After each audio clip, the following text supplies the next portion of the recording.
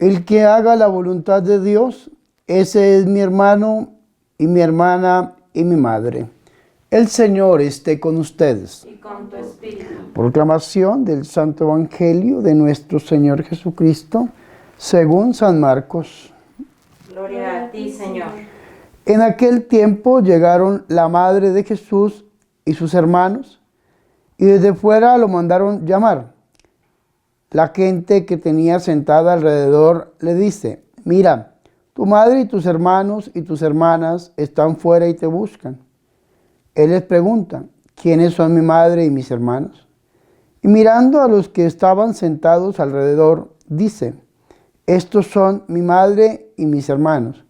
El que haga la voluntad de Dios, ese es mi hermano y mi hermana y mi madre.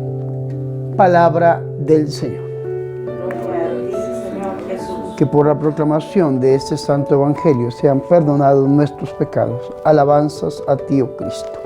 Ven, Espíritu Santo, a través del corazón inmaculado de tu amadísima esposa, la Virgen María. Amén. Tomen asiento, por favor, hermanos y hermanas. La primera lectura ha sido tomada del segundo libro del profeta Samuel, en el capítulo 6, versículo 12b hasta el 19. Y nos habla a nosotros del traslado que hacen del Arca de la Alianza. ¿Qué es el Arca de la Alianza? El Arca de la Alianza es el objeto que asegura la presencia de Dios en medio del pueblo. Según nos dice a nosotros el Antiguo Testamento, era una caja de madera forrada en oro. Y dentro de esta caja de madera forrada en oro, pues hay unas especificaciones muy puntuales, ¿no? De medidas, de calidad, de pureza. Dentro de esta caja, según nos dice a nosotros la carta a los Hebreos, están contenidas tres cosas. Primero, el báculo, el palo, el cayado, el báculo de Aarón, que simboliza el sacerdocio. Segundo, las tablas de la ley que recibió Moisés allí en el monte, dadas directamente por Dios, entonces, que es la palabra, ¿no? La ley, la palabra que simboliza al mismo Señor, el verbo. Y por último encontramos el maná, con el cual Dios alimentó al pueblo del desierto, que es símbolo de la Eucaristía, el alimento. Estas tres cosas que encontramos dentro son figuras, son como profecías, ¿no? Algo que anuncia, dirían los biblistas, ¿no? Como una muestra de lo que va a acontecer, ¿no? Una figura, dirían los biblistas, una prefiguración en el Antiguo Testamento de algo que va a acontecer, que va a ser un evento, y el evento es en la persona de Jesús de Nazaret. Entonces, ¿quién es el verdadero sacerdote? Pues Jesús. El único sacerdote en la Iglesia Católica es Jesús, y Él comparte el sacerdocio con los hombres. En este caso, yo gozo del sacerdocio de segundo grado, que es el presbítero, pero es el sacerdocio mismo de Jesús. En la Iglesia Católica encontramos tres grados en el orden sacerdotal, ¿no? El episcopo, el obispo, el primer grado, perfecto, el presbítero, segundo grado, y el diácono, sacerdocio de tercer grado. Jesucristo comparte su sacerdocio con los hombres, pero el único sumo y eterno sacerdote es nuestro Señor y Salvador Jesucristo. Segundo, el Señor Jesucristo es pan de vida.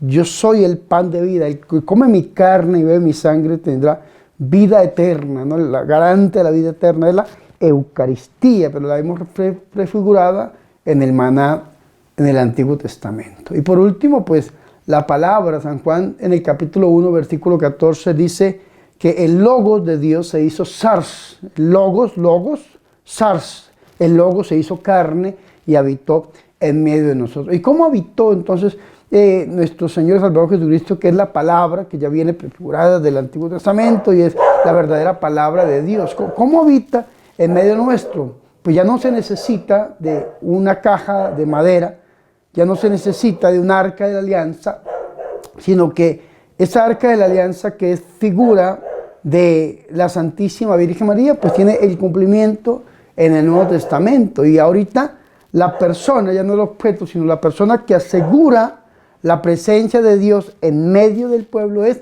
precisamente ella. la Santísima y la Purísima Virgen María.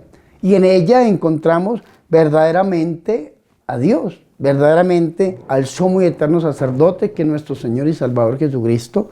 En ella encontramos al Logos, a la palabra de Dios que se hace carne, que viene a habitar en medio nuestro, y en ella encontramos aquel que es el pan de vida, que es nuestro Señor y Salvador Jesucristo. Por eso Apocalipsis, en el capítulo 11, versículo 19, cuando nos habla a nosotros acerca del arca de la alianza, dice que apareció en el cielo el arca de su alianza. Y después el versículo siguiente, que es Apocalipsis capítulo 12, versículo 1, nos habla de una mujer vestida de sol, con la luna bajo sus pies y una corona de 2 estrellas puesta sobre su cabeza. Y eso es importante porque esta mujer tiene nombre propio de la Santísima y la Purísima Virgen María. Pero vea qué bonito esto. La Virgen María es la persona que nos asegura la presencia de Dios en medio de su pueblo. Sin embargo, el evangelio que hemos escuchado hoy está tomado de Marcos capítulo 3, versículo 31 al 35.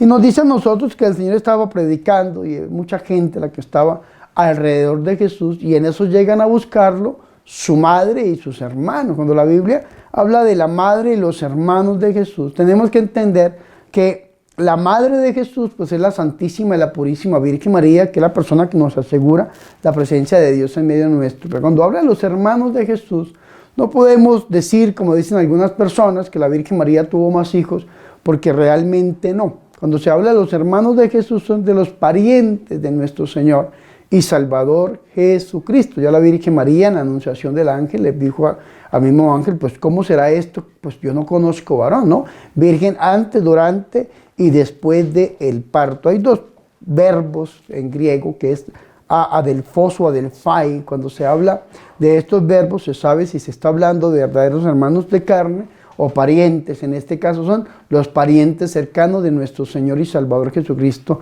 que ya unos versículos atrás, en el versículo 19-20, nos hablaba a nosotros el mismo evangelista San Marcos, decían que los parientes de Jesús querían llevárselo porque creían que estaba loco, creían que estaba fuera de sí. Los mismos parientes del Señor y Salvador Jesucristo no creían en lo que hacía el Señor. Sin embargo, vea qué bonito esto, porque por intercesión de la Santísima, de la Purísima Virgen María, ella los trae a nuestro Señor Jesucristo. Ella es madre de la unidad, aquella que verdaderamente nos asegura la presencia de Dios y que nos lleva a tener ese encuentro personal con el Señor. Si ustedes escuchan la oración colecta de hoy, nos habla a nosotros acerca de esta unidad. Vean lo que dice: Dios Todopoderoso y Eterno, que congregas a los que están dispersos y conservas la unidad, en la unidad a los que se han congregado. Es decir, en la unidad. Esos familiares que estaban fuera, que estaban lejos de Jesús, son traídos por nuestra Madre Santa delante del Señor, y después vamos a ver que muchos de esos familiares del Señor fueron discípulos del Rey de Reyes y Señor de Señores, San Judas Tadeo. Dicen que era primo de nuestro Señor y Salvador Jesucristo, entre otras personas que eran familiares de nuestro Señor Jesucristo y después llegaron a ser discípulos del Señor y a entregar su propia vida por amor al Señor. ¿Y gracias a quién? A esta intercesión de nuestra Madre Santa, a esta cercanía de la Virgen María, que nos toma a nosotros de la mano, aquellos que estamos lejos de Jesús, y nos lleva a que tengamos un encuentro personal con el Señor. Pero el Señor Jesucristo, aprovechando esta acción de nuestra Madre Santa, que trae a sus hermanos, recordemos que la Mariología de San Marcos es una Mariología bastante interesante, y la Virgen María en San Marcos nunca está sola. Siempre que aparece la Santísima Virgen María, aparece acompañada de alguna persona, porque ella trae a los demás a ese encuentro personal con nuestro Señor Jesucristo. Y sin embargo, el Señor toma esa acción de su mamá, de traer a sus familiares, de mandarlo a llamar para decir algo bien interesante. Primero, el Señor Jesucristo va a dar una alabanza a su mamá. Así como David en el Antiguo Testamento danzaba delante del Arca de la Alianza, nuestro Señor Jesucristo va a dar una alabanza a su mamá. Y Él pregunta: ¿quiénes son mi madre y mis hermanos? Y extiende su mano. Dice: mi madre y mis hermanos son todos aquellos que hacen la voluntad de Dios. Dice otro evangelista: el que escucha la palabra de Dios y la cumple. ¿Y quién fue la primera en escuchar y cumplir? Sino ella. ¿Quién es la primera en hacer la voluntad de Dios? He aquí la esclava del Señor, hágase en mí según tu palabra.